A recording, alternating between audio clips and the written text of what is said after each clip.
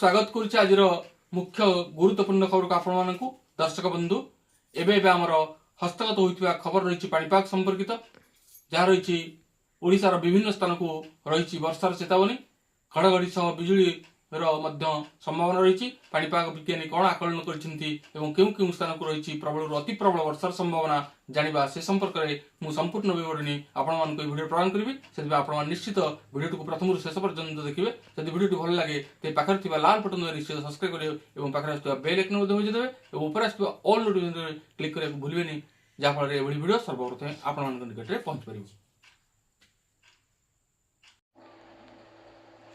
आज प्रथम खबर रही मार्च 31 पर्यंत चलो आवास पंजीकरण। आवास योजन पंजीकरण को नहीं पंचायत राज मंत्री रवि नायक देले बड़ सूचना। मार्च 31 तारिख पर्यंत आवास योजन पंजीकरण चलो। प्रधानमंत्री आवास घर पर आवेदन कले 12.5 लाख लोक। प्रधानमंत्री आवास योजन सामिल होगा आरंभ होता पंजीकरण संख्या 12,50,000 पहुंची। सबु लोकों को पक्का घर स्वप्न पूरण कर मंत्री सूचना देते। पाखापाखि 6 लाख लोकों तालिका प्रस्तुति होती। छड़ा जो मैंने रही से अंतर्भुक्त कर गत 9 तारिख में मंत्री कहते। आज गृह में आवास को नहीं तथ्य आसवा पर एवं सब योग्य हिताधिकारी को घर मिलियो बोली आशा कर। अधिक गुरुत्वपूर्ण रही प्रधानमंत्री आवास योजना संपर्कित खबर। तेबे आम जानिले मार्च 31 तारिख पर्यंत आवास योजना पंजीकरण चलिबो बोली मंत्री कहछन्ति। परवर्ती खबर रही चीन रे नुआ प्रजातिर कोरोना भूताणु चिन्हट। यह नुआ भूताणु कोविड-19 भली मनुष्य को संक्रमण कर आशंका देखा देछि, जहां नहीं विश्व विभिन्न राष्ट्र मानक मध्य छनका फसी। तेबे यही भूताणु वर्तमान पर्यंत कौन मनुष्य ठारे ठाब करा जाय ना। यही नुआ भूताणुर ना रही HKU5CoV2। चाइनार वन इन्स्टिट्यूट ऑफ वायरोलॉजी अनुसंधानकारी माने यही नुआ भूताणुर ठाब कर। नुआ भूताणु आग को मानव स्वास्थ्य पर एक नुआ विपद सृष्टि करें वैज्ञानिक माने आशंका कर।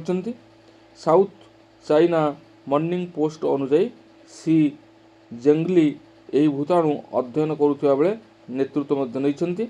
अनुसंधान जनापड़ी जे नूतन भूताणु कोरोना परी मानव कोष को संक्रमित करें।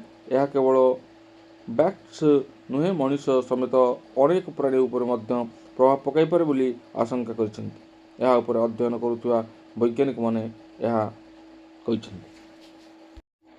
परवर्ती खबर रही जदि आपण माने फोन पे गूगल पे और पेटीएम इत्यादि व्यवहार करुँच तेज आपन को एक बड़ झटका लगे जाऊँगी। किंतु पूर्वर सबु कंपनी यूपीआई ट्रांजैक्शन कौन शुल्क नेउनथिले, किंतु एणिकी भिन्न भिन्न ट्रांजैक्शन देय देवा पड़ पारे।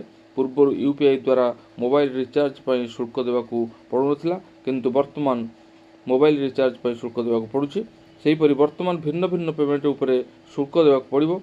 जातीय गणमाध्यम रे प्रकाश पाइथिबा एक रिपोर्ट आधार रे गूगल पे इलेक्ट्रिक बिल पैठ उपरे कन्वीनेंस फी नेउछि।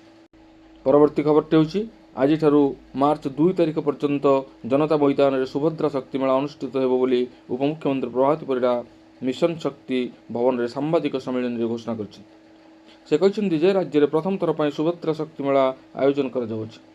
एथिरे स्वयं सहायक गोष्ठी और उत्पादक गोष्ठी द्वारा 300 स्टॉल व्यवस्था करा जाउ। यह 9 दिन प्रदर्शनी में हस्तशिल्प एवं जैविक उत्पादर विविध सामग्री प्रदर्शित हेब। मुख्यमंत्री मोहन चरण माझी यार उद्घाटन करेंगे। हस्तशिल्प, टेराकोटा, बाउंश शिल्प, हस्ततंत, घरोई सामग्री, स्वास्थ्य और वेलनेस उत्पाद, जैविक खाद्य सामग्री, मसला और मिलेट भित्तिक व्यंजन इत्यादि गुणवत्ता एवं दीर्घस्थायी उत्पाद प्रदर्शित है। सुभद्रा शक्ति मेला ग्रामीण महिला उद्योग को क्रेता व्यवसाय एवं बाजार सहित संजोग करिबो। उपमुख्यमंत्री कहछन्ति राज्यर विभिन्न प्रांतरू स्वयं सहायक महिला गोष्ठी एवं उत्पादक गोष्ठी मानक द्वारा प्रदत्त सामग्री प्रदर्शनी और बिक्री हो। मार्च 2 जाए 9 दिन धरी चलिबो एही प्रदर्शनी। परवर्ती खबरटी रही राज्य में आहरी 2 दिन पर्यंत विभिन्न जिले में बिजुली घड़घड़ी सह वर्षा हेब एनिमंते पाग अनुकूल रही वर्षा सह किछि स्थान में पवन बेग वृद्धि पाई 50 ରୁ 60 किलोमीटर पर्यंत पहुंचवार संभावना रही यही क्रम में आज मयूरभंज बालेश्वर भद्रक केन्दुझर आदि जिले में बिजुली घड़घड़ी सह वर्षा सांग को पवन हो पारे। सेहीपरि गजपति गंजाम जिले में वर्षा सांग को 40 ରୁ 50 किलोमीटर पर्यंत पवन बहिबार आशंका रही दृष्टि रखी पाणीपाग केन्द्र यह जिलागुड़िक यथाक्रम ऑरेंज वार्निंग और येलो वार्निंग जारी कर सोमवार ठारू यह स्थिति परिवर्तन आसवा सह वर्षार प्रभाव कमिब बोली पाणीपाग केन्द्र पक्षरु पूर्वानुमान करा जायछि। परवर्ती खबर रही साइबर ठकई बढ़ुवा घटना को रोकने सरकार सिम कार्ड सह जड़ित नियम को पूर्व अपेक्षा अधिक कठोर कर डिजिटल इंटीग्रेट वेरिफिकेशन सिस्टम कार्यकारी करने को दूरसंचार विभाग टेलीकॉम कंपनी गुड़ी को निर्देश देछि। नकली सिम कार्ड लोकों को ठकिबा एवं अपराध कार्यकलाप व्यवहार करा जाउछि।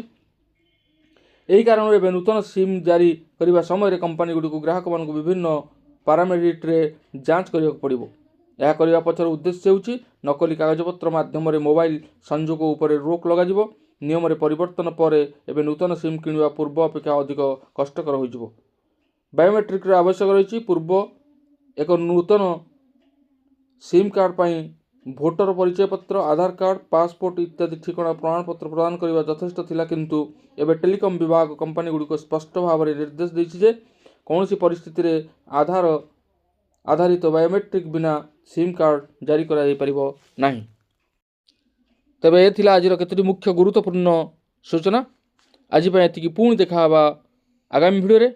रहुछि धन्यवाद नमस्कार।